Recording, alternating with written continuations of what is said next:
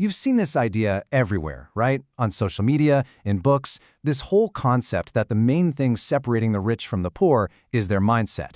But is it really that simple?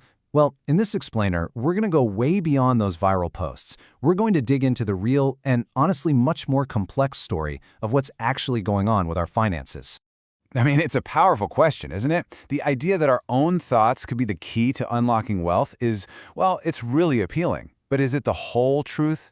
Let's take a look. We're going to see what's behind this belief, where it actually holds up, and where the real story gets a whole lot more interesting. All right, so first things first, let's break down the story that you probably already know.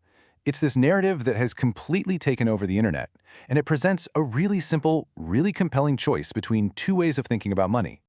This quote right here, this gets to the absolute heart of the whole thing. The core idea is all about control, about agency. Are you the one steering the ship of your life, or are you just a passenger, getting tossed around by the waves? This one belief is really the foundation for everything else in this mindset dichotomy. And this table here kind of shows how that core belief is supposed to play out in real life. You can see the rich mindset is all about growth, right? Seeing opportunities, learning from failure, working with others, taking smart risks. On the flip side, the poor mindset is framed as being all about fear, focusing on what can go wrong, getting stuck on past mistakes, and seeing everyone else's competition. It paints a super clear, very black and white picture. So that's the online mantra. But how much of it actually matches up with reality?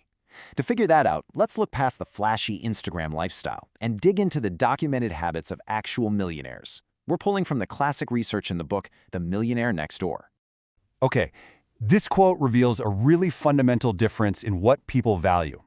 The research found that for most people who build real wealth, it's not about looking rich. It's not about the fancy car or the designer watch.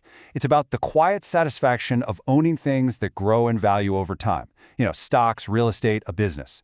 That's where they get their pleasure, not from spending on stuff that loses value the second you buy it. And here's where we see a real connection between that mindset idea and reality. The actual habits of millionaires do line up with that idea of discipline and long-term thinking.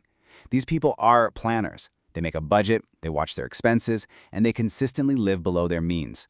Frugality in this world isn't a sign of being poor. It's a powerful strategy for building wealth. And that goal, investing at least 15% of their income, that shows a super clear priority, building for the future, not just spending for today. So far, this all sounds like a pretty straightforward story about discipline and good habits. But here's where we're going to throw in a major plot twist. Because our financial lives aren't just about the choices we make consciously. We also have to deal with the universal and often totally irrational wiring of the human brain. And this is the critical question, isn't it? The field of behavioral economics has shown us that all of us, no matter our income, no matter our mindset, are prone to these things called cognitive biases.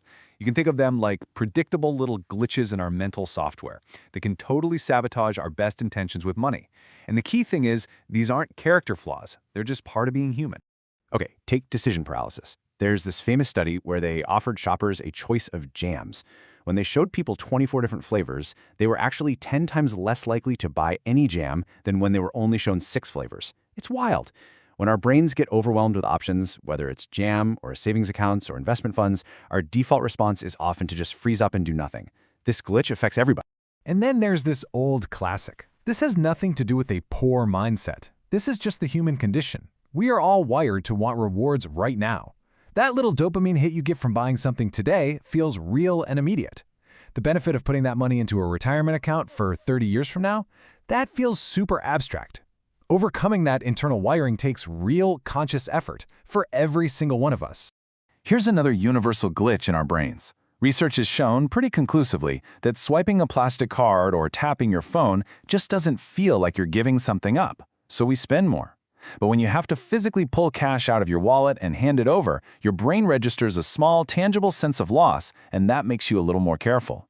Again, this isn't about your mindset. It's about the psychology of the payment itself. Okay, now let's add another massive layer to this. On top of these universal brain glitches that we all have, there's a really powerful environmental force at play. And this is where the research directly challenges that whole idea that a poor mindset causes poverty. In fact, it suggests the exact opposite, that the condition of poverty itself actually changes how your brain works. This finding, from a huge global study led by Columbia University, is honestly a bombshell for the simple mindset narrative. The researchers found that questionable financial decisions were happening consistently across all income groups. This suggests that if you want to understand inequality, looking for some kind of unique character flaw among people with less money is just the wrong place to look. The problem is somewhere else. So this brings us to a crucial concept, the scarcity trap. It's not that a poor mindset leads to scarcity, it's that scarcity causes a kind of tunnel vision that impairs our thinking. When your brain is constantly juggling bills, figuring out how to make rent, and worrying about groceries, there are just fewer mental resources left over for long-term planning. It's like trying to solve a complex math problem while a fire alarm is blaring in your ear. Your brain just can't do it as well. And get this effect is shockingly real and measurable. Researchers studying farmers in India found their cognitive performance dropped by the equivalent of 13 IQ points when they were in a state of pre-harvest scarcity compared to post-harvest abundance. That's a cognitive hit similar to pulling an all-nighter and losing a full night's sleep. This shows that scarcity isn't a mindset, it's a condition that literally changes how your brain functions. So let's recap where we are. We have our personal mindset and habits, we have our brain's universal glitches, and we have the incredible cognitive tax of scarcity. Now, let's add one final, very modern layer to the mix, the powerful external pressures of a digital world that is literally engineered to make us want to spend money. I mean, just look at this statistic from the Money and Mental Health Policy Institute. It is stark. Almost a third of people say that the online world has directly led them into financial trouble. This isn't just a failure of willpower. We are navigating a digital landscape that is filled with incredibly sophisticated advertising designed specifically to poke at our insecurities and trigger our impulse to spend. And this quote just captures the deep psychological connection perfectly. That dopamine hit from buying something acts as a quick, temporary fix for negative feelings. And social media, a place where we often feel vulnerable and compare ourselves to others, can become a direct pipeline from feeling down to spending money we don't actually have. And the underlying mechanism here is really a perfect storm. Research from Penn State explains that the very design of these platforms, the constant exposure to these idealized lifestyles, this curated perfection, these status symbols, it inevitably triggers social comparison. It makes us doubt ourselves, and it creates this intense pressure to spend money just to feel like we're keeping up. So after exploring the viral mantra, the habits of real millionaires, our brain's built-in glitches, the crushing weight of the scarcity trap, and all these modern social pressures, what's the real story? It's time to put all of these pieces together and build a much more complete and hopefully more useful picture of what's really driving our financial lives.